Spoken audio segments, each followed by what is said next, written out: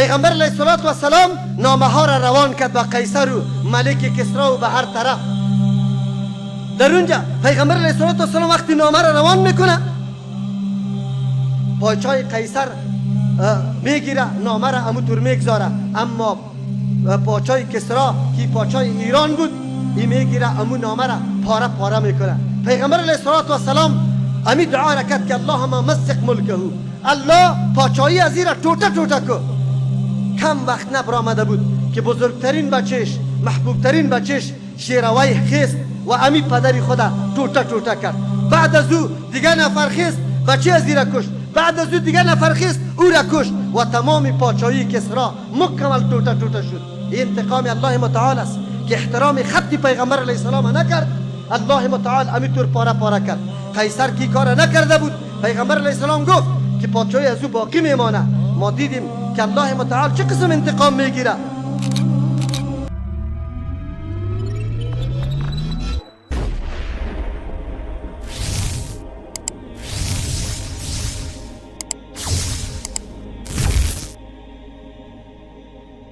الحمد لله نحمده ونستعينه ونستغفره ونعوذ بالله من شرور أنفسنا ومن سيئات أعمالنا. من يهده الله فلا مضل له ومن يضلل فلا هادي له، واشهد أن لا إله إلا الله وحده لا شريك له، واشهد أن محمدا عبده ورسوله. أما بعد، فإن أصدق الحديث كتاب الله، وأصدق الهدي هدي محمد صلى الله عليه وسلم، وشر الأمور محدثاتها وكل محدثة بدعة وكل بدعة ضلالة. أعوذ بالله من الشيطان الرجيم. بسم الله الرحمن الرحيم. فاصدع بما تؤمر وأعرض عن المشركين إنا كفيناك المستهزئين الذين يجعلون مع الله إلها آخر فسوف يعلمون. عزیزان گرامی، برادران مؤمن، در دو جمعه قبلی سلسله بیان ما که در مورد توقیر و احترام، عزتمندی و گرامی داشت پیغمبر صلی الله علیه و سلم به نزد الله متعال و مسلمان است، در او مورد سخن داشتیم که یک جمعه در این مورد گپ زدیم، وعده دادیم که در جمعه های دیگه ان شاء الله این موضوع را تکمیل می نماییم. عزیزان گرامی، بر علاوه از این که ما اعتراف داریم که رهبر دین ما و رهبر مسائلی که ما برش ضرورت در زندگی خود داریم پیغمبر صلی الله علیه و سلم قبول کردیم، مقام و منزلت پیغمبر خود هم میشناسیم و باید بشناسیم. الله متعال به پیغمبر صلی الله علیه و سلم او منزلت و مقام داده که یقینا نه تنها که الله متعال انتقامش از او مردمای میگیره که وا در شأن پیغمبر طعن یا استهزا میکنه، بلکه هر کسی که در این ساحه قدم بگذاره و در شأن پیغمبر علیه الصلاة و السلام گستاخی نمایه، الله متعال در دنیا هم او را رسوا و نامراد میسازه. از امو خاطر خواستم در این جمعه در مورد او عده کسانی که در طول تاریخ در شأن پیغمبر علیه الصلاة و السلام تحقیر کردن، در شأن پیغمبر علیه السلام طعن گفتن، چه عذابهای در مورد ازوا نازل شده. شیخ الاسلام ابن تیمیه رحمه الله یک کتاب به نام الصارم المسلول در مورد مقام و منزلت پیغمبر علیه الصلاة و السلام نوشته کرده و آنانی که در شأن پیغمبر به عزتی یا به احترامی میکنه حالات از یا نتیجه ازوا را بیان کرده. الله متعال خود وعده داده که او کافی است برای او کسایی که در شأن پیغمبر علیه الصلاة و السلام استهزا میکنه. آیتی که ما خواندم، الله متعال پیغمبر خود مامور میسازه، فاصدع بما تؤمر، کدام چیزی که برای تو امر کرده میشه ای را خوب واضح بساز، گپی گم و گل نگو. مسئله نیست که تو ای را پنهان بسازی یا نعوذ بالله مصلحتها را در نظر بگیری، بلکه امر تو واضح و حق است، از او خاطر برای مردم واضح بیان بکو. کسانی که در حق تو طعن و لقبهای غلط و ناگوار میگذاره یا در شأن تو استهزا یا تحقیر میکنه، الله متعال وعده کرده که و اعرض عن المشرکین، از مشرکا روگردانی کو و آرام نمی نشینه، علیه تو تبلیغات میکنه و رای مخالفت در پیش میگیره، از هیچ نوع مخالفت دریغ نمیکنه. خو الله متعال وعده کرد که انا کفیناک المستهزئین، ما بری تو کافیستیم. پیغمبر علیه السلام در مورد او مردمایی که در شان تو استهزا میکنه، اقلترین یا کمترین امری که در شان پیغمبر استهزاست اگر کسی بکنه، الله متعال کفایت از او را میکنه. پس او کسی که در شان پیغمبر علیه السلام از این که در بالاتر طعن و لعن بگویه نعوذ بالله و شان پیغمبر پایین بیاره، الله متعال برای از او هم کارش کفایت میکنه. مفسرین نوشته میکنه اینجا مراد از کافی شدن الله متعال از طرف پیغمبر علیه السلام در مورد مستهزئین نیست که کدام سخنان ناگواری که در شان تو این مردم بیان میکنه ما کافیستیم برای تو، یعنی ما انتقام تو را از این طور مردم ها گرفته نیستیم. این وعده قرآنی است. الله متعال این وعده را با پیغمبر خود کرده. از امو خاطر است در طول تاریخ بسیار وقایع و حوادثی است که در شان پیغمبر علیه السلام هر کسی گستاخی نموده الله متعال انتقام عظیم از او گرفته. واقعا اینطور واقعات و حوادث یک کتاب خیلی ضخیمه می گنجه و همینطور واقعات خیلی زیاد است.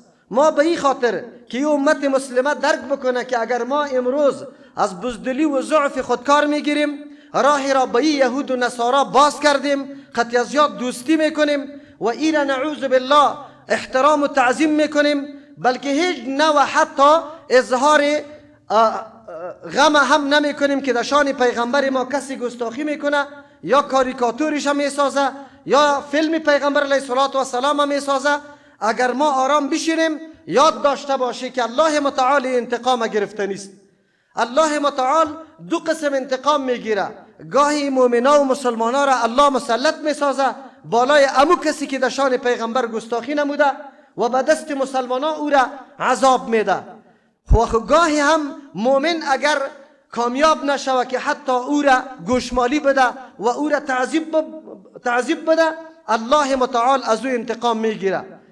در این روزگار، در این روزهایی که شما سر و صدا را شنیده، در این امریکای لعنتی، این امریکایی که سالات بنیاد یا اساس شیطنت او گذاشته و تمام شیطانی ها از یا نشأت میکنه، این مسئله ناگهانی و اینطور مفاجات و ناگهانی نیست که یک شخص خسته باشه، بلکه این برنامه فیلمی است که چقدر مدت سرزی کار شده و چقدر مردم غلطه به چهره مسلمانی یا بری خود استخدام کرده و خواستن نعوذ بالله به مردم و ملت خود چهره پیغمبر مبارک ناگوار معرفی بکنه که یک آدم ظالم و خودخواه و شهوت پرست و نعوذ بالله شخصی بود که تمام ناهنجاری ها و قتل و قتال و نعوذ بالله دهشت و قتل و بربریت از دستی از این نشأت کرده.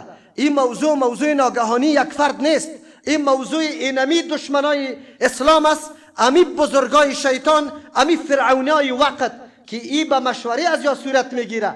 مسلمانای ما خود فریب میده، خود دل صبری میده که والا یک نفری کار انجام داده. تعجب خودریست که یک تعداد مردمی که گهواره امی کفار اونجا نان دسترخانشان خورده رئیست و به در رادیوها ظاهر میشن، این موضوعات خیلی کم اهمیت جلوه میده و به مردم هنوز توصیه میکنه که شما احساساتی نشوی، شما این گپ نکنه، این گپ یک فرد است. قطعا گپی فرد نیست، این به مشوره مکمل از امی شیطان پرستا صورت میگیره. این امر یک دفعی نیست، شما سال به سال همچه حادثه و واقعه را مکمل مشاهده میکنه. ولی افسوس در حال این مسلمانا، او مسلمانایی که همیشه نعوذ بالله نوکری و چاکری همی بدبختا یهود و نصارا را کرده و دست گدایی و احتیاجی خود به این بدبختا دراز کرده، از یا امداد طلب میکنه، از یا کمک طلب میکنه، عمران و آبادی خود منوط و موقوف بالای از وا ساخته و میگه نگریا نباشه ما از گرسنگی میموریم. این ضعف اسلامی ما را نشان میده، ضعف محبت ما را با پیغمبر صلی الله علیه و سلم نشان میده، بزدلی ما را در مقابل امید دشمنای دین نشان میده. حتی کسی آماده نیست که قطع تعلقه را با او مملکت در تمام موارد و ارتباطات بکنه، حتی خریدن تمام اشیاء از او مملکت شود.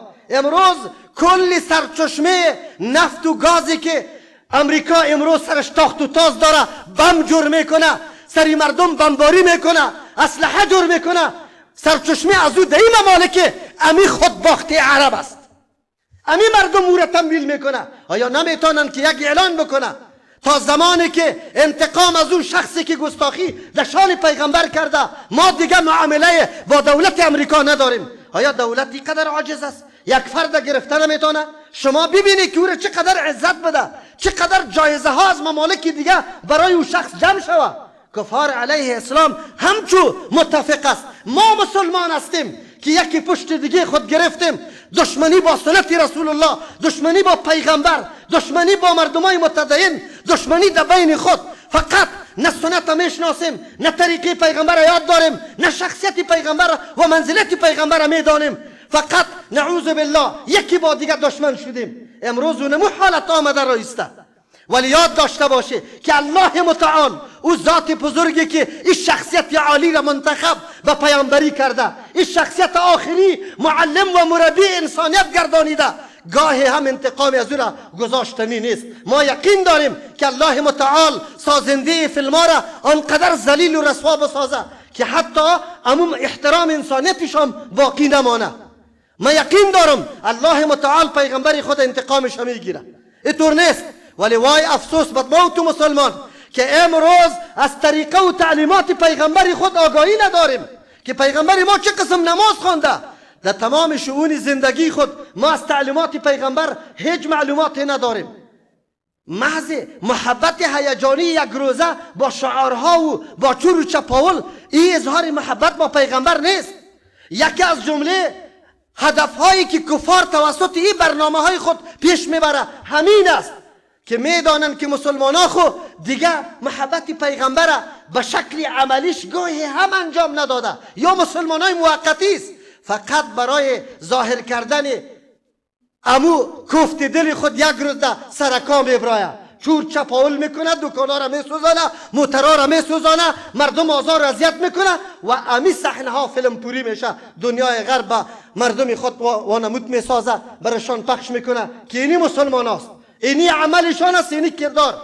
هو به هو این عمل کرد توسط همین پیغمبر نعوذ بالله برشان تعلیم داده شده. ببینه مسلمان تظاهرات هیچ چیزی را کرده نمیتونه. اگر کسی واقعا اظهار محبت با پیغمبر داره، محبت نوری چشم خود بدانه، در هر عرصه حیات خود تعلیم پیغمبر بعد نصب العینش باشه، قدمش خلاف نقشه پیغمبر صلی الله علیه و سلم نباشه. اما ما تو فقط همی قدر یک نعره بزنیم، دکان چور کنیم، اظهار محبت پیغمبر است. یا زندگی صحابه کرام ببین که وا چه میکردن، چه قسم پیروی از پیغمبر میکردن، چه قسم احترام از پیغمبر میکردن. اما امروز مسلمانای ما کدام سنت یا برتری داده؟ سری سنت ریشخندی میشه، سری سنت نعوذ بالله استهزا میشه. چرا؟ کدام اسلام، کدام محبت با پیغمبر؟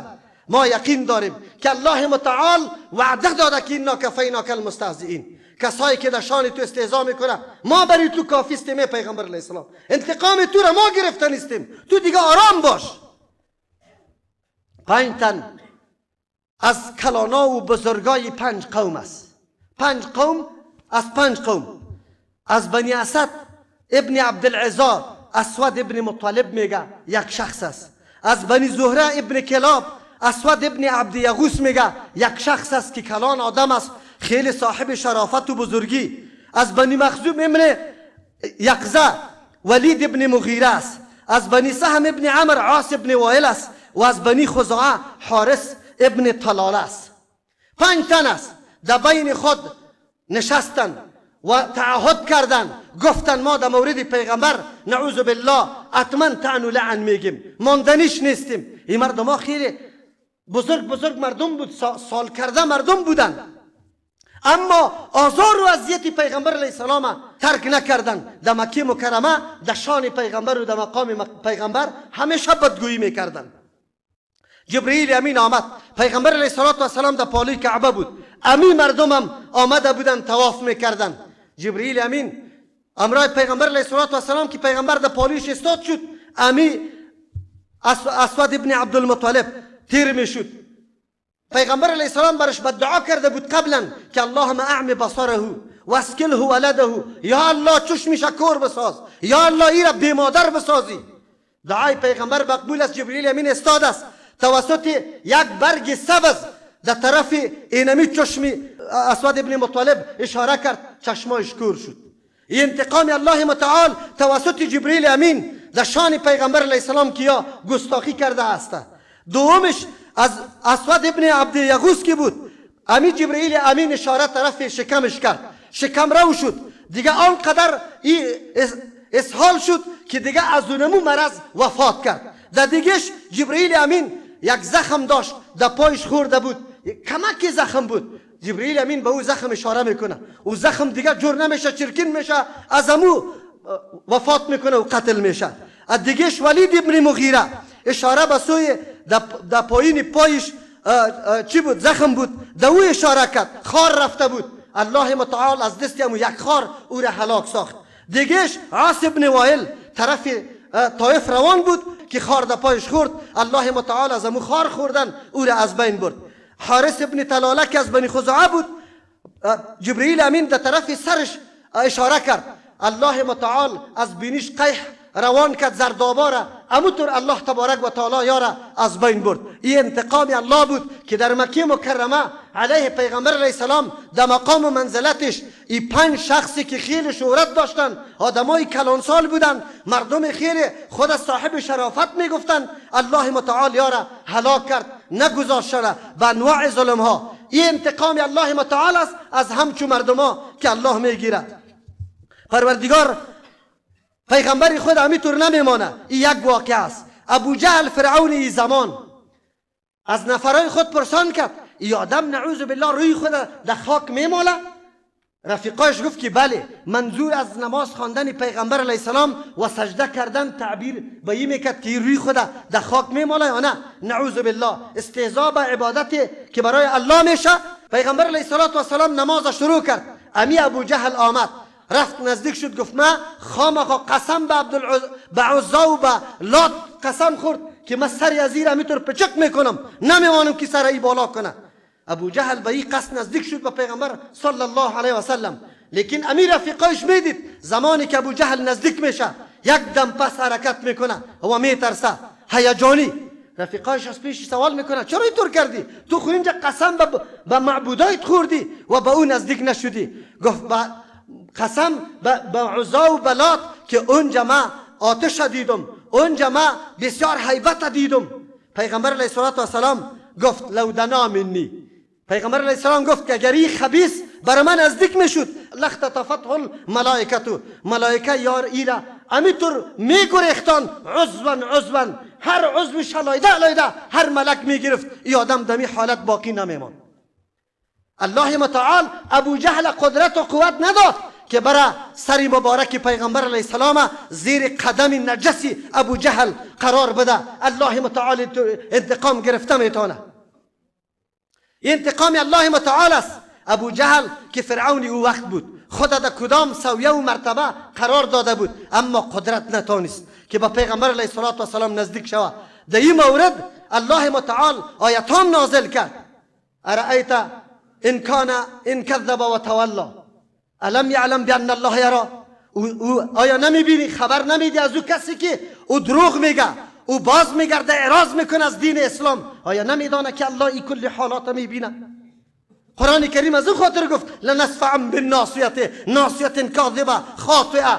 مخامخا گرفتن نیستم از اونمو پیشانی نعوذ بالله که همیشه با اظهار دشمنی را با او پیشانی با پیغمبر علیه السلام کرده. الله متعال میگه من از این پیشانی را میگیرم، این پیشانی کاذب، این پیشانی خطاکار، این را میگیرم، در آتش داخل میکنم. این انتقام الله متعال است برای پیغمبر.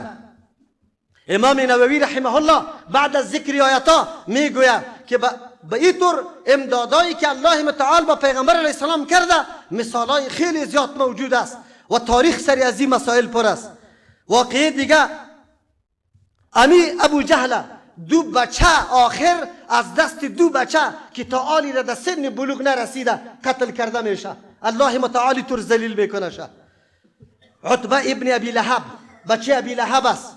ابی لهب کاکای پیغمبر صلی الله علیه و سلم است. سخت دشمنی با پیغمبر داره. حبار ابن اسود میگه که ما ابی لهب امرای بچه خود آمادگی گرفتن که طرف سفر شام حرکت بکنه. من امرای از یک جای بودم. این امینجا عتبه ابن ابی لهب گفت که ما تا وقتی نروم او وقت حرکت نمیکنم طرف شام تا که آزار و اذیت به پیغمبر صلی الله علیه و سلم ندم. نزدیک پیغمبر علیه السلام رفت و گفت که خدا اشاره کرد که این کافر است، انکار میکنه به او شخصی که دنا فتدلا فکان قاب قوسین ادنا او ادنا. او شخصی که ادعا را داره که با بالا در صدرت المنتها رسیده، نزدیک شده و به جبرئیل امین به این اندازه نزدیک شده که به اندازه 2 قوس است. مثل او شخص که ادعا را داره انکار میکنم کافر هستم. پیغمبر علیه السلام دعا کرد اللهم سلط علیه کلابا من کلابک، یا الله سرش یک سگ از سگای خودت مسلط بساز. زمانی که گفت پس آمد امی عتبه ابن ابی لهب پدرش ابی لهب از پیش سوال کرد چی گفتی؟ او امو گفتاری که با پیغمبر کرده بود برش بیان کرد. بعد از او از پیش سوال کرد که او شخص بری تو چی گفت؟ گفت تو اینطور گفت که الله یک سگ از سگایت سرش مسلط بساز. گفت ما بالکل خوف دارم آخر در گیری اینمی طور سگ تو میفتی. ما گپای ای آدم از پیشش بسیار خوف دارم. حبار ابن اسود میگه روان شدیم. شب ما در یک دشت شد. در او دشت فقط یک خانگک برای راهب، کسایی که عبادت میکرد در دین عیسی علیه السلام، از او شخص بود. شام شده بود رفتیم پیش از او آدم گفت که شما را چی شده؟ چه قسم مردم احمق و نادان هستی؟ اینجا خو شیرا اینطور میچره مثل که گوسفندا رمه مال واره میچره. در این دشت و بیابان شما چی کار داره که اینجا شما میای؟ او میگه که این امی ابی لهب آدم سنش کلان بود، آدم خیلی معمر، خیلی حلیه قوی داشت. به او راهب بزرگزاری کرد که ما را وقت بده که در مقابل بچیم امو شخصی که ادعای پیغمبری کرده امو بددعا کرده و ما از پیشش میترسم که مبادا شکاری کدام سگ از سگا شوه، از امو خاطر ای ما را جای بده. گفت بارا را چیندیم و امی عتبه ابن ابی لهب در بین گذاشتیم، دیگرای ما در اطرافش خواب کردیم. گفت که شیر آمد بوی کدامه رفت که نیافت. یک دفعه گفت در مابین امی عتبه ابن ابی لهب بود خیز زد و امی آدم گرفت. ای را ببینه که الله متعال شیر صحرایی را مسلط میسازه برای انتقام گیری از اون شخصی که پیغمبر علیه السلام بدگویی کرده. ما مقام پیغمبر خدا بدانیم. اگر ما مسلمانان ضعیف هستیم، اگر ما مسلمانان ایمان قوی نداریم، اگر ما مسلمانان ایمان بر رزاقیت الله نداریم، اگر ما مسلمانان ایمان به نصرت الله نداریم، بلکه ایمان ما منوط به کمک کفار است، ایمان ما آبادی وطن ما منوط به امی اولاد خنزیرا و شادی هاست. اگر ما یک دور حقیقت ایمان و محبت پیغمبر نمیشناسیم، الله متعال انتقام گیرنده است، بالکل گیرنده است. شیر انتقام پیغمبر میگیره، نمیگذاره شه. زمانی که آیت نازل میشه والله یعصمک من الناس، الله متعال پیغمبر خدا میگه یا ایها الرسول، ای پیغمبری ما بلغ ما انزل الیک من ربک، از طرف پروردگار کدام مامورات کدام احکامی که برات نازل میشه او را به مردم برسان. و ان لم تفعل فما بلغت رسالته، واضح برسان، آشکارا اعلان بکو و تمام چیزا را برسان، یک امر از پیشت باقی نباشه. در این معامله خوف و خطر از کسی نداشته باش. چرا؟ والله یعصمک من الناس، الله تو را نگاه میکنه از مردم. پیغمبر علیه السلام قبل از این برای خود پیراداران نگاه میکرد، بعد از نزول آیت رخصت کرد پیرادارای خدا، گفت بره الله متعال مرا نگاه میکنه. و پیغمبر دعوت خدا همینطور آشکارا به مردم بیان کرد. الله نگاه میکنه. چه رقم نگاه میکنه؟ عایشه رضی الله عنها میفرماید که پیغمبر علیه السلام یک شب همینطور گفت لیت رجولا، کاش که یک شخصی می بود صالحا از اصحاب من اصحابی یحرسون اللیل که امشب مرا پیرداری میکرد. امید سخن پیغمبر علیه السلام گفت. قالت بین انا علی ذلك، عایشه رضی الله عنها میفرمه ما دینمی حالت بودیم که پیغمبر علیه السلام سخن گفت. از سمعت، در آن وقتی که من شنیدم صوت الصلاح، آواز صلاح. فقال من هذا، پیغمبر علیه السلام صدا کرد، آواز صلاح بود. کیست ای؟ یعنی صدا از کیسته؟ فقال، اما مردکه چی گفت صحابی؟ انا سعد بن مالک رضی الله عنه. سعد بن مالک آواز داد که مستم یا رسول الله. فقال ما جاء بك، چی چیز تو را در اینجا آورده؟ قال جئت لأحرسك، ما آمدم که تو را پیرداری کنم یا رسول الله صلی الله علیه و سلم. قالت عایشه رضی الله عنها میگه فسمعت غطیت رسول الله صلی الله علیه و سلم فی نومه، امو خورهاری پیغمبر علیه السلام از خواب در خوابش دیدم که آرام خواب کرد.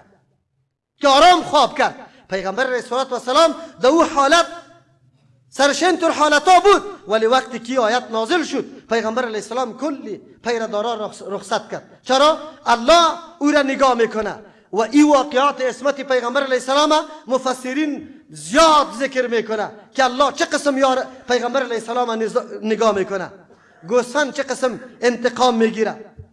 عبدالله ابن قمیعه، شخصی که پیغمبر علیه السلام در جنگ احد دندان مبارکش شهید کرده، روی مبارک پیغمبر علیه السلام زخمی کرده. واقعی احد به کلی تان یاد است. سیرت مطالعه میکنی یا نمیکنی؟ زمانی که مسلمانان در جمع کردن غنیمت شد، در اول مرحله خو مسلمانان کامیاب شدن، در لشکر کفار خالد ابن ولید در او زمان مسلمان نشده بود. از امو خاطر رضی الله عنه در این وقت نگفتم. او از موقع کار گرفت، دید که مسلمانان سری غنیمت شروستن از طرف کوبچه کوی احد که پیغمبر علیه السلام عبدالله ابن جبیر رضی الله عنه را با 50 تن در اونجا موظف کرده بود و توصیه کرده بود که سر ما هر حالتی بیا شما ایجار اعلان نمیکنه. ولی با تاسف که بعد از کامیابی و دیدن مشاهده کردن پیروزی مسلمانان، یک تعداد صحابه کرام با عبدالله ابن جبیر رضی الله عنه در گفتگو شد. گفت چی کنیم اینجا؟ اونا کفار شکست خورد، بریم بعد غنیمت ها را جمع کنیم، قطع دوستا و برادرای خود همکاری و کمک بکنیم. 12 تن باقی ماندن، دیگه همه پایین شدن. امی خالد ابن ولید از پشت سر آمد، 12 تن صحابه کرام شهید کرد. هنگامی که نمی زد و خورد و یک حمله ناگهانی سر مسلمانا شده بود، عبدالله ابن قمیعه اینی بدبخت چی شده بود؟ او آمد پیغمبر علیه السلام تلاش میکرد. مصعب ابن عمیر رضی الله عنه صاحب بیرق پیغمبر علیه السلام دفاع کرد از پیغمبر علیه السلام، اما مصعب ابن عمیر رضی الله عنه شهید شد.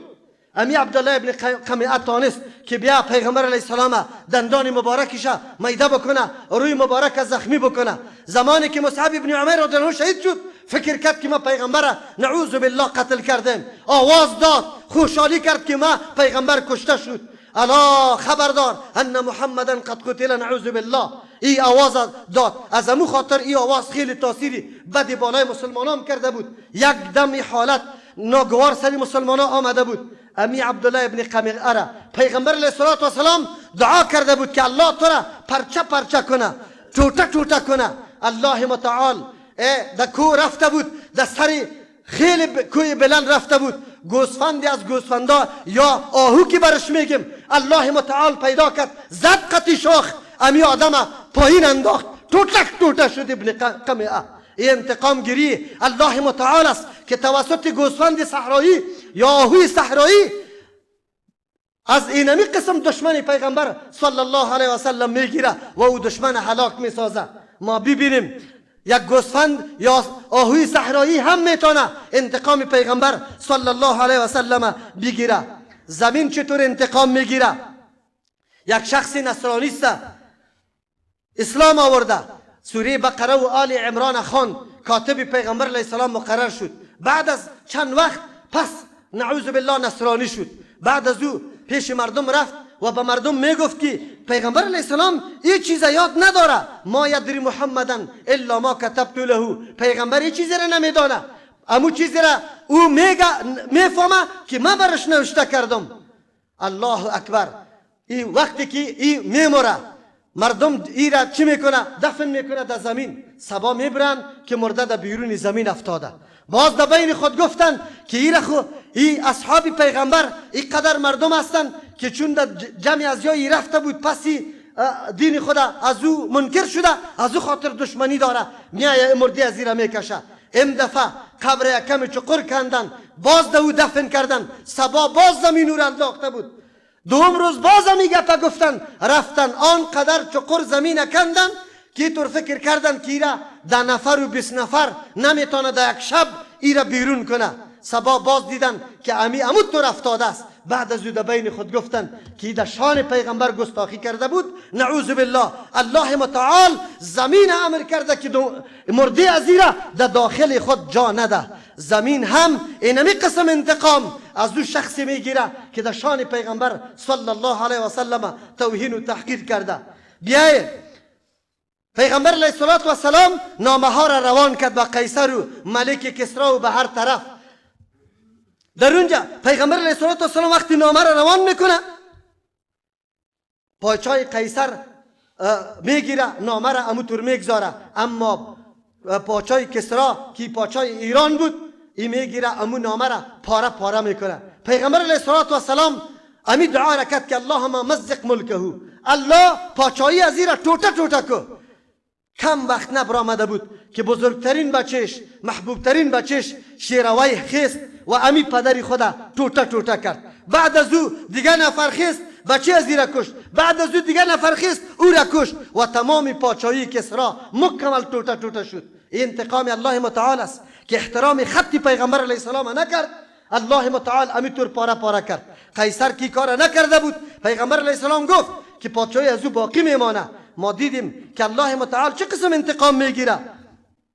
ابن حجر رحمه الله در کتاب خود الدرر الکامنه فی اعیان المئة الثامنه در او شخصیت هایی که در سال 800 هجری موجود است تاریخ از را نوشته کرده. در اونجا واقعی نصرانی شدن یکی از امرا یا قماندانا و پاچاهای مغول که او نصرانی شده بود، واقعی از او را نقل میکنه که یکی از امرا نصرانی شد، دیگه نصرانی ها یک وفد جماعت خیلی بزرگ پیشش آمد برای احترامش. در مجلس یکی از همین نصرانی ها شروع کرد نعوذ بالله به بدگویی پیغمبر صلی الله علیه و سلم. دینمی موقع یک سگ در اونجا بسته بود، خیزت امی آدم گرفت و مردم ای را خلاص کرد.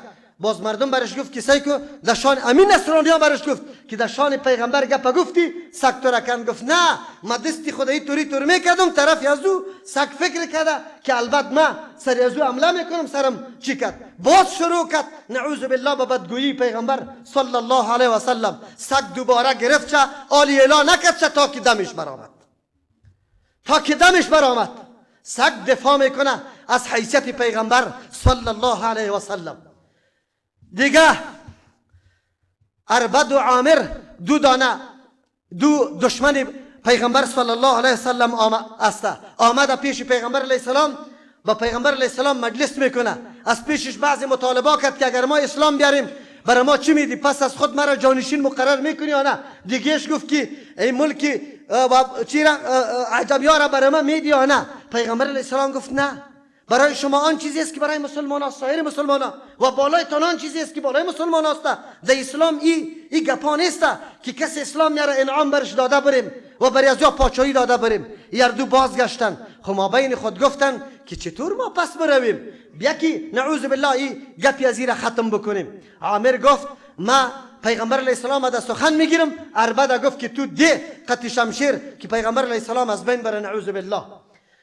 پیغمبر علیه پس بگشتن اردویشان. آمد پیغمبر علیه السلام اشاره کرد. پیغمبر آنقدر متواضع بود، ادناترین شخصی که برش میگفت پیغمبر قطت کار داریم، همون طرف قطش میرفت. پیغمبر خیست امرش رفت در پالوی در بیخ یک دیوال استاد شدن، همونطور در گپ گیر کرد شه. اربد آمد و شمشیر خود کشید، با مجردی که دست بالا میکرد الله متعال دستش خوش کرد.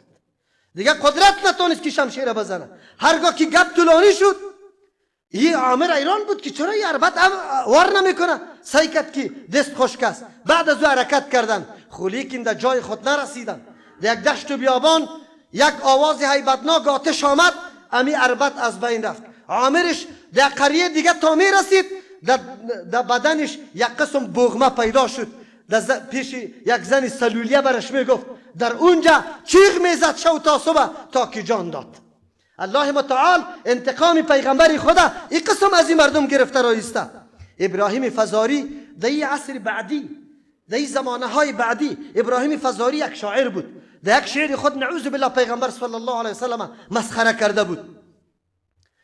قاضی یحیی ابن عمر می گفت او امر کرد که ایره در دار آویزان کنه. فتوا را علما داده بود که آدم مرتد شده کافر است، ای باید کشته شود. وقتی که در دار آویختن، با مجردی که دستای مردم از او دور شد و روی از او از قبله گشت و بعد از او وقتی که وفات کرد خونش ریخت، سگ آمد امو خونی از او را خوردن گرفت. این واقعاتی است که در این بعدی بر ما ظاهر شده که الله متعال کسی که پیغمبر را طعن میکنه چه قسم میکنه. دو واقعه دیگر هم براتان میگم که هم از عصر بعدی است. احمد شاکر رحمه الله یکی از علمای برجسته است که او تعلیقات کرده سر کتب حدیثای صحیح و ضعیفه با هم تفکیک کرده. او نقل قول از پدر خود شاکر رحمه الله میکنه که او یک وقت وکیل جامعه ازهر بود. او گفت در یک موقع یک خطیب بود، بسیار خطیب زبان خیلی خوب داشت، چرب و نرم داشت، خیلی مردم برای خطبه حاضر میشد.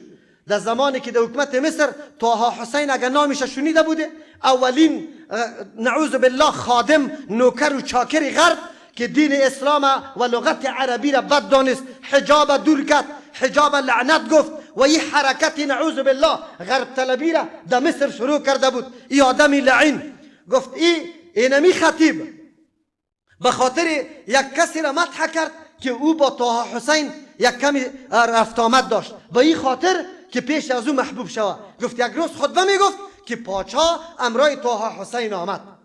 زمانی که داخل مجلس امی خطیب شد، خطیب به خاطر از اینکه او را خوش بسازه نعوذ بالله این کلمه را برای مدح امی پاچا گفت که ما عبسه ان جاءه الاعمى و ما تولا. این روی خود ترش نکرد وقتی که آدمی کور برش آمد و از پیشش روی هم نگشتن. نعوذ بالله منظورشی بود که پیغمبر علیه السلام این کار کرده، چرا که اونجا صورت از عبس و تولا زمانی که عبدالله ابن ام مکتوم رضی الله عنه پیش پیغمبر آمد، پیغمبر صلی الله علیه وسلم با یک طایفه از مردما در حالت گفتگو بود. عبدالله ابن ام مکتوم رضی الله عنه میخواست چیزی سوال کنه، پیغمبر علیه السلام به خاطر متوجه عبدالله ابن ام مکتوم نشد که خب بار بار در مجلس می آمد و سوالش خیلی ضروری نبود، مصروف بود با این مردم در گپ زدن. الله متعال آیت روان کرد که عبس و تولا ان جاءه الاعمى. این خطیب نعوذ بالله یک نوع تعریض خراب بالای پیغمبر کرد. شاکر پدر احمد می فرماید که به الله قسم ما یک روز گفت وقتی که نماز خلاص شد، امی شاکر رحمه الله به مردم اعلان کرد که ای مردم نمازتان از سر بگردانه، به خاطر که خطیبتان کافر شد، به خاطر که پیغمبر علیه السلام تعریضی بد کرد. گفت باز امی مردکه که ما او را میشناختم، یک وقت دیدم که بوتای مردم در یکی از مساجد در دانی مسجد برابر میکنه، نگاه میکنه. الله این قدر ذلیل کرده بود شه. گفت وقتی که من دیدم شه، من نخواستم که خطش رو بروشم از دستی که خجالت بکشه. خب باز گفتم که این خود توهین پیغمبر کرده بود. گفت خب خدا رخ به رخ کردم، سر پایین انداخته بود از خجالت که او خطابت طبیبی در سر منبر پیشوای مردم بودی، امروز نگابانی بوتای مردم هستی. این عزت الله تبارک و تعالی برای پیغمبر داده که کسی در شانش گستاخی میکنه این حالتش است. یک کسی دیگه رفته بود از مصر دکترا میگرفت، اونجا استادش نصرانی بود، چون در بخش سیرت زیاد تحصیل کرده بود، میخواست امی رساله دکترای خود در شان سیرت پیغمبر نوشته کنه. استاد از پیشش طلب کرد که تا وقتی را این دکترا را برای تو داده نمیتونیم که در شان پیغمبر چیزی را نگویی. این دکتر ایران ماند که اگر این قدر وقت زحمت کشیدیم، اگر به شان پیغمبر چیزی نگویم دکترا برام نمیده، اگر بگویم چطور شود؟ نعوذ بالله دنیا را ترجیح داد، دکترای خود ترجیح داد، در شان پیغمبر چیزی را نوشته کرد تا که پس می آمد در وطن اولاد مالش یک دم آفت آسمانی آمد مکمل از بین رفته بود. الله متعال اینطور انتقام گرفته میتونه. چرا در حدیث پیغمبر علیه السلام ما و شما صراحتا میخوانیم؟ حدیث مسلم رحمت الله علیه نیست؟ سلمه ابن اکوع رضی الله عنه میفرما یک شخص پیش پیغمبر علیه السلام نان خوردن شروع کرد با دست چپ. پیغمبر علیه السلام برش گفت کل بیامینک، با دست راست بخور. او در جواب گفت که فلا استطیع، ما توان ندارم. پیغمبر علیه السلام گفت لا استطعت، توانایی برات پیدا نشوه. امی سلمه ابن اکوع رضی الله عنه میفرما که او مردکه بعد از او دست بالا کرده نتانست، یعنی توانایی و قوت برش پیدا نشد. کسی که مخالفت طریقی پیغمبر سخن پیغمبر علیه السلام میکنه امی حالتش است. چرا در حدیثی که ابی هریره رضی الله عنه نقل میکنه از پیغمبر علیه السلام که از فعل پیغمبر علیه السلام مخالفت میکنی و دستوری که پیغمبر برات داد اگر مخالفت میکنی حالت دیگرگون میشه. نه آمده پیغمبر علیه السلام میگه اما یخشى احدکم ان یرفع رأسه قبل الامام، آیا نمیترسه یکی از شما که سری خود بلند بسازه پیش از امام؟ نمیترسه؟ ان یجعل رأسه رأس حمار، که بگرده یجعل رأسه رأس حمار، که سرش سری خر بگرده نعوذ بالله. در یک حدیثی او یجعل الله صورته و صورت حمار، یا بگردان الله شکل زیر شکل حمار. مخالفت فعل پیغمبر علیه السلام انسان در این سرحد میکشه. اما امروز ما دستورات پیغمبر فراموش کردیم. ما یقین داریم که الله متعال به گستاخان پیغمبر که هر کس اگر مسلمان است اگر کافر است گستاخی کرده الله انتقام از پیشش گرفته نیست. ولی وای بر حال موت مسلمان که داد از محبت پیغمبر میزنیم، اما محبت پیغمبر به یک روز مظاهره تخصیص میدیم، ویرانی میکنیم، هیاهوی و چیغ و فریاد میکنیم، تایید امو قانون دموکراسی غرب میکنیم، دیگه هیچ چیزی نداریم. دمو موقع که اونجا مظاهره میکنیم اینجا در نماز مسجد خالی است، کس در جماعت نمی باشه. امو مردم کلش الله اکبر نماز نمیخونه. عجیب نیست؟ این محبت پیغمبر شده میتونه؟ بله عزیزان گرامی، اینطور حوادث ما را دیگه بیدار میسازه که ما در پی تعلیم هدایات پیغمبر شویم. ما در جستجوی از این شویم که پیغمبر چه قسم قانونه در زندگی ما، در هر مرحله زندگی ما برای ما این به میراث گذاشته و این توسط تدریس و تعلیم حدیثا میشه. شما یاد داره در او جمعه براتان همینجا اعلان کردیم ما بنیادی را به نام احیای سنت پایه‌گذاری کردیم. منظور و مقصد ما است که با کمک و معاونت شما دین دوستا و کسی که محبت با پیغمبر داره ما بتانیم در این مردم ملت که همیشه در تاریکی زندگی کرده از کتاب الله و سنت رسول الله هیچ نواگاهی نداره، تعلیمات پیغمبر را نمیفهمه، ما با کمک شما مردم مراکز درس حدیث درس قرآن اضافه بسازیم. ملت ما آگاه شوه، پیغمبری خدا بشناسه، مرتبه پیغمبری خدا بشناسه، حق پیغمبری خدا بشناسه، چه قسم از پیغمبر دفاع شوه. ما باید قلبای ازوار افگار توسط عملی کردن سنت رسول الله. کاش که ما این گپ می دیدم که مسلمان ها اعلان میکرد که او کافر در حق پیغمبر ما توهین کرده، ما کل ما دیگه پاکی را سر ریش خود کش نمی کنیم. ما تابعداری سنت رسول الله، یک نماز خدا بی مسواک نمیخون. ما تمام دعاهایی که پیغمبر در زندگی و حیات ما برای ما تعلیم داده او را عملی میکنیم. کسی پیدا شد محبت پیغمبری را تقاضا میکنه که اونجا او مردم بفهمه که هر قدر ما پیغمبر را توهین میکنیم او مردم نزدیک با پیغمبر میشه، او مردم معرفتش با پیغمبر زیاد میشه. ولی ما مسلمان اینا یک روز کل محبت در یک روز است، یا در میلاد یا در تظاهرات، در دیگه چیز محبت دیده نمیشه. در عبادت خود پیروی از پیغمبر نمیکنیم، در عبادت خود پرسان نمیکنیم.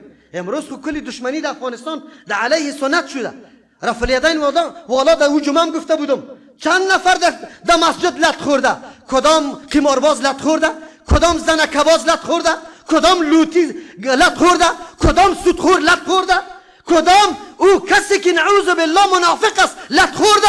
خب کسی که عمل به سنت رسول الله کرده او لط خورده. و مولا صاحبا اعلان میکنه که این مسجد این کارا نیست. شما ببینید ما چطور گله از او کافر، او خود کافر است، او خود دشمن است، از او گله نداریم. گله از این ملت داریم که داد از محبت پیغمبر میزنه اما طریقه محبت پیغمبر یاد نداره. بیایی که ما راه محبت پیغمبر را تشریح کنیم. بیایی ببینیم در زندگی صحابه کرام طریقه محبت پیغمبر چی بود و تلاش میکردن کدام سنت رسول الله در زندگی از ما باقی نمانه، در یک زندگی از ما باقی نمانه. اما ما پشت سنت گشته روی نیستیم. الله متعال ما را توفیق بده که بدانیم که پیغمبر ما چه مقام داره. عزیزان باز تکرار میکنم، الله انتقام گیرنده است. اگر مسلمان است اگر کافر است که در شان پیغمبر بی حرمتی و استهزا میکنه، همین مردمی که در مساجد مردم لط میکنه و سنت نفرت داره، ایرا یاد داشته باشه در زندگی شما میبینی ذلت و رسواییشه. اگر ملاس اگر عامیست ایرا یاد داشته باشه، نتیجه بگیره. الله متعال انتقام گرفته نیست. الله ما را توفیق بده که نصرت پیغمبر بکنیم. نصرت پیغمبر خو وفات کرده، نصرت سنتش بکنیم، راهش بکنیم، روشش بکنیم. سنت رسول الله را برای مردم واضح بسازیم که هر کس بدانه که راه و روش پیغمبر ما صلی الله علیه و سلم کدام است. الله ما را در هر عرصه توفیق نصیب بکنه و ما هر گامی که دمی طرف نهاده میشه همکار و مساعد و معاون از او باشیم و بتانیم به می هدف نهایی خود رسیده بتانیم. بارك الله لنا ولكم في القرآن العظيم ونفعنا وإياكم بالآيات والذكر الحكيم. أستغفر الله لي ولكم ولسائر المسلمين فاستغفروه إنه